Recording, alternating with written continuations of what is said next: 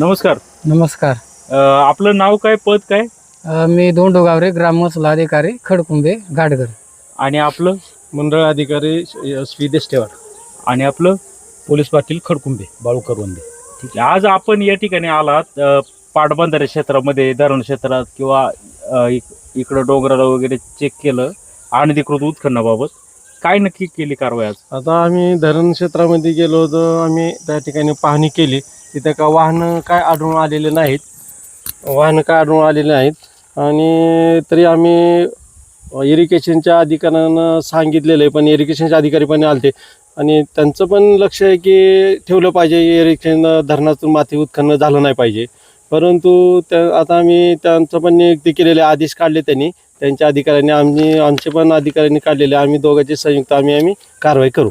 आता तुम्ही या खडकुंबे गावात किती लोकांना किती परवाने दिलेले आहेत? खडकुंबे गावामध्ये 3 व्यक्तींना परवाने दिलेले आहेत. बरं, मग त्या ठिकाणी आपण गेलो होतात का? हो, गेलो होतो.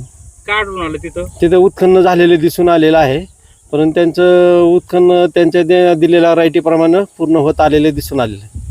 म्हणजे 500 ब्रासची रॉयल्टी असेल तर 500 ब्रास संपूर्ण उत्खनन झालं? हो, 500 ब्रास झालेलं आहे. यावर पुढं काय? एक आज झालं नसेल तर 1-2 दिवसात पूर्ण होईल, आज उद्या पूर्ण होऊन जाईल. यानंतर काय आपण तहसीलदार नावावर पाठवणार? हा, उत्खनन झालेलं यांचं राहिली, त्यांचं ब्रास पूर्ण झालेलं, जिथे ते झालेले ते पूर्ण झालं म्हणून अहवाल सादर केला जाईल.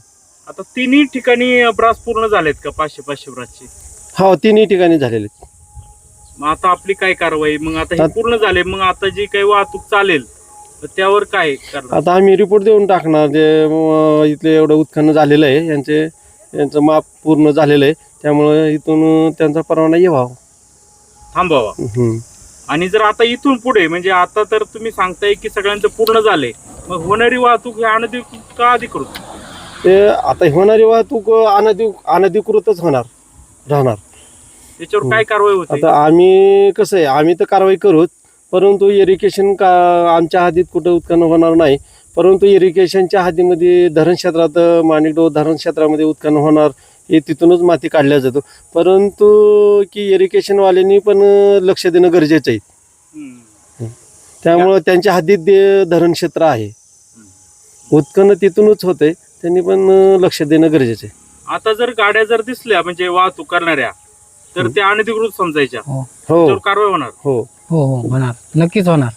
जर कोणाला वाहतूक करायची असेल तर त्यांनी नव्याने परवाना काढावा.